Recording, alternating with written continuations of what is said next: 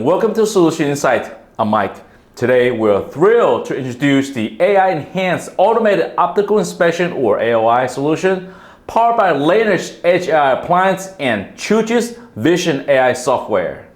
At Lanner's manufacturing facility in Taipei, Taiwan, we are deploying this cutting-edge AOI system on our SMT production line.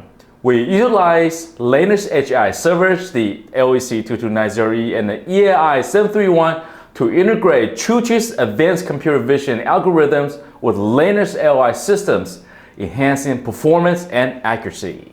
This joint solution is now deployed at Lanner's AOI stations on the PCBA production line.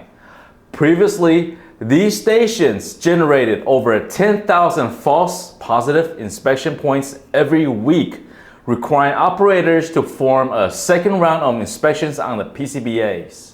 In this initial deployment, we integrated Chooch's objective detection model on Lanner's Edge AI servers to instantly identify missing components and tombstone defects on the PCBAs. The results have been remarkable, achieving over 96% accuracy while reducing the false positives by up to 80%.